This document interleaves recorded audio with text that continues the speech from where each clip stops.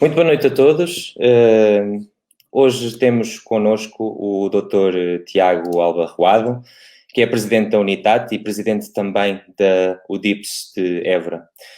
Dr. Tiago, em nome da Associação Nacional Interdisciplinar da Economia Social, agradecer a honra de ter aceito o nosso convite e de estar aqui hoje connosco, sendo uma pessoa e também envolvida numa organização que dedica todas as suas forças naquilo que é a intervenção na economia social. Portanto, tenho a certeza que será uma conversa descontraída, mas acima de tudo muito profíncua sobre algumas reflexões que, na minha opinião, são necessárias ao setor. E iniciar com uma primeira reflexão, para chegarmos à nossa primeira pergunta. O panorama e a expectativa nacional que nós tínhamos em janeiro de 2020 traziam à rua, de uma forma global, um conceito de prosperidade, de esperança, mas acima de tudo de confiança. Confiança num Portugal novo, visitado e na proa da Europa. Mas, infelizmente, hoje, passados 5 meses, nós estamos a reativar muitas atividades por uma pandemia sem precedentes, mas estamos conscientes que fomos um dos melhores a lidar e a reagir a esta pandemia. Mas muita coisa, de facto, mudou, não só a tal expectativa e a tal prosperidade, mas, sem dúvida, que mudou o futuro. E mudou não só o futuro da nossa sociedade, mas também o futuro da economia social. Mas esta palavra futuro hoje é difícil de perceber se será um futuro próximo, ou, desafiante ou mais ou menos distante. E é com esta primeira reflexão que faço a primeira pergunta, Tiago. Considera que no futuro atravessaremos um contexto de extrema desigualdade ou, a par com o que aconteceu com a pandemia no nosso país, nós poderemos sair-nos melhores comparado com o resto da Europa? Antes de mais, muito boa noite e agradecer, Diogo, o convite da Associação Nacional Interdisciplinar para a Economia Social. É uma honra e muito obrigado desde já. Assim, respondendo à primeira pergunta, dizer que de facto esta dimensão do Covid que atravessamos foi toda ela recheada em grandes aprendizagens para todos e sobretudo para as nossas instituições. Toda a sociedade acabou por ter que reaprender determinados hábitos, determinados costumes e também reaprender, eu diria, quase a viver.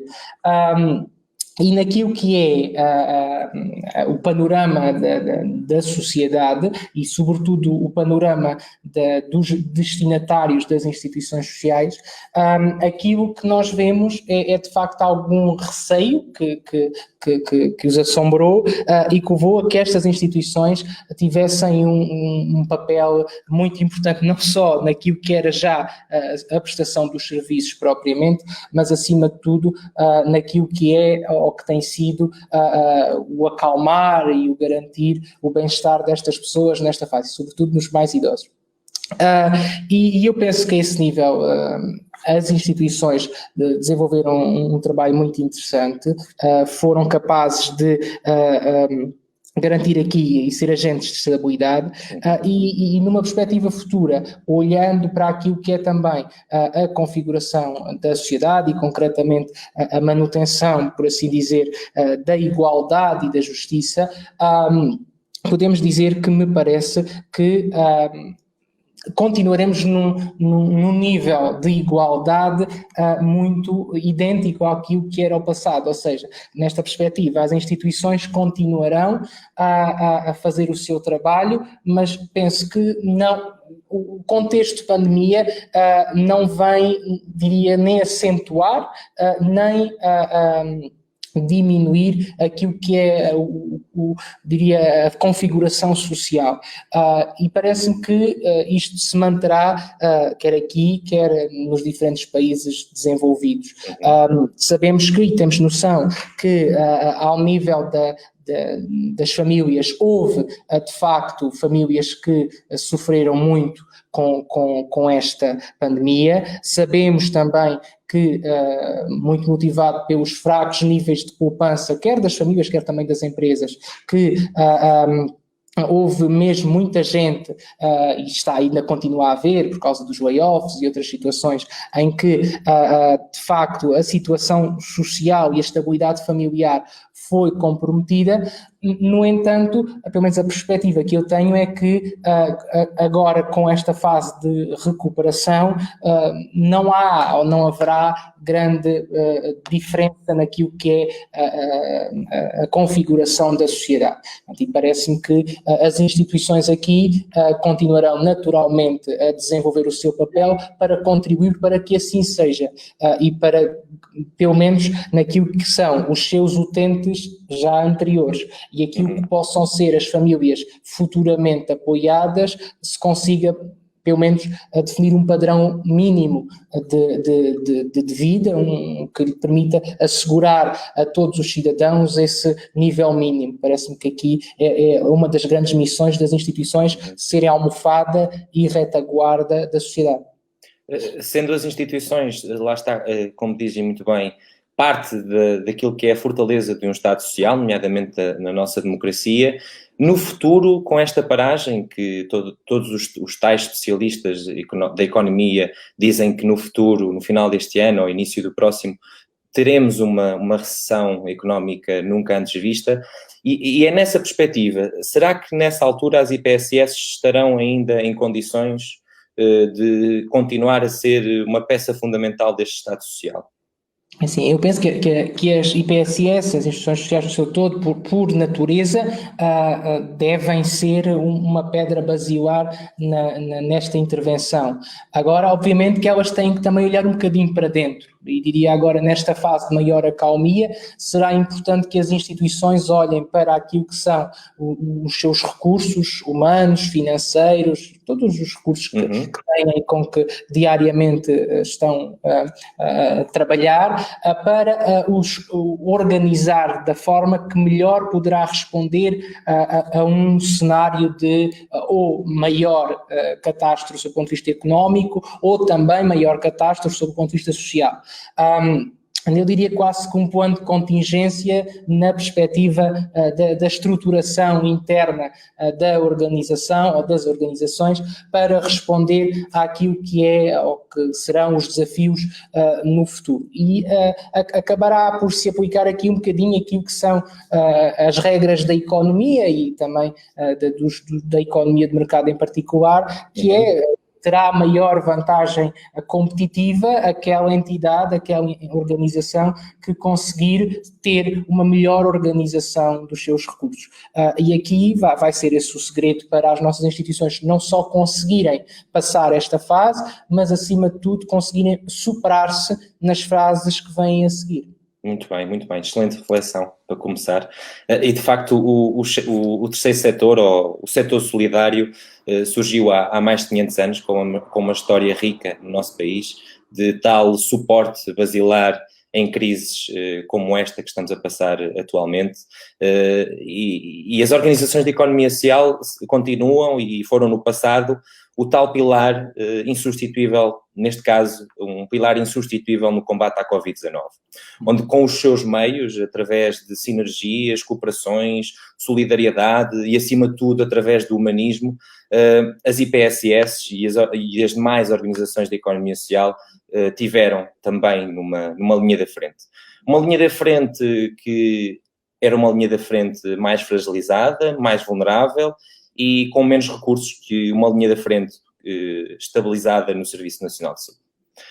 A segunda pergunta vai ao encontro no sentido de refletirmos se este setor será, de facto, francamente diferente no futuro, ou estas cicatrizes do passado, da falta de investimento, da falta de um olhar de inovação, vieram, alguns deles já ao de cima, nesta crise pandémica, mas acha que eles vão trazer grandes desafios que nunca foram antes vividos pelo setor, independentemente desta reflexão inicial, já conseguirmos perceber que o seu mecanismo vai ter que ser reorganizado para chegar a um conteúdo de eficiência, mas estes desafios de desinvestimento que poderão ser verificados no futuro, independentemente de um fundo de reestruturação estar a caminho, acha que podemos também nós, enquanto setor solidário, passar por desafios também eles muito acutilantes?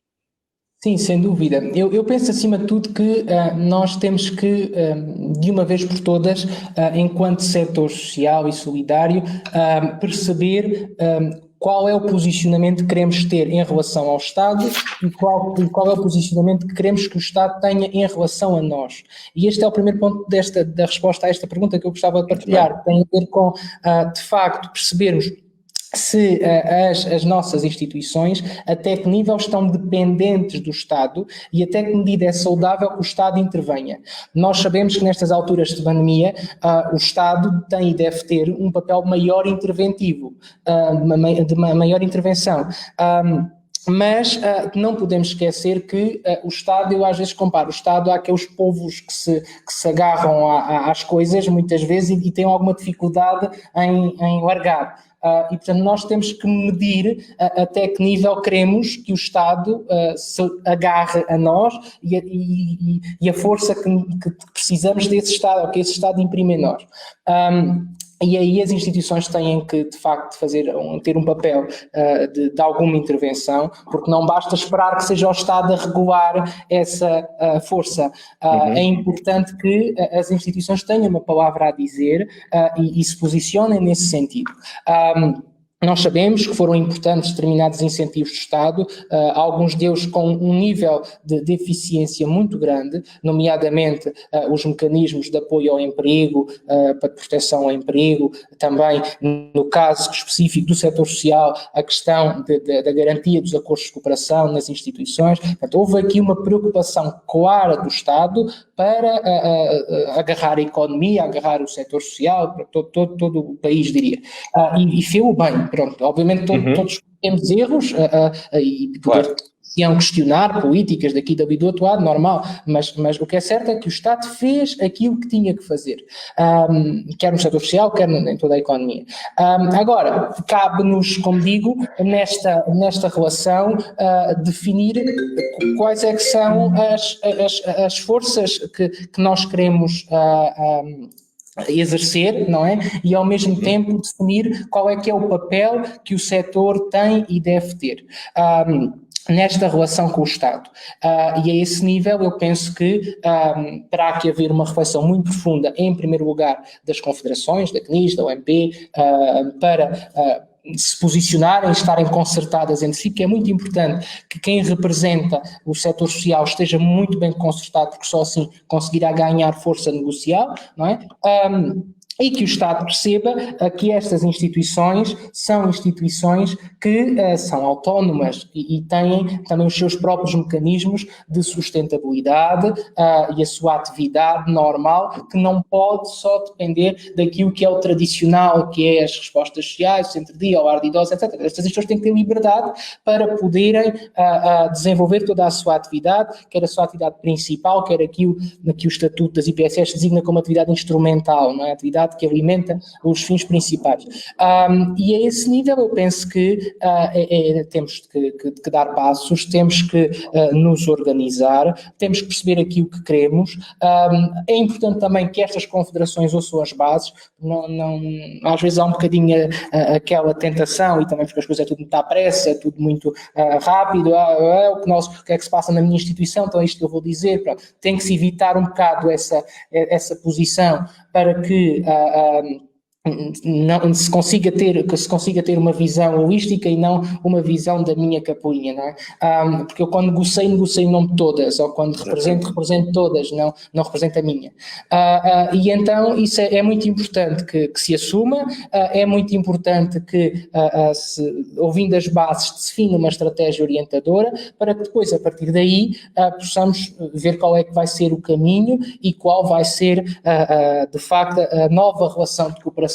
Eu ouvi ao Padre Lino Maia há coisa de 2 semanas no Conselho Geral da CNIS dizer que no próximo ano nós celebramos um aniversário marcante do Pacto de Solidariedade, não é? Que foi assinado em 1996. E nesse sentido que será um ano importante para a cooperação em Portugal, sem dúvida. Portanto, nós, aproveitando essa efeméride, estamos agora em condições, digo eu, de pensar de facto naquilo que foi a evolução do modelo de cooperação entre o Estado e as IPSS ao longo destes anos, e estará na altura, eventualmente, percebermos se de facto as coisas é para manter, se há necessidade de fazer ajustes e quais é que são os desafios e qual é que vai ser o papel do Estado nesta relação. Portanto, eu penso que a pandemia também nos fez refletir muito sobre esta relação.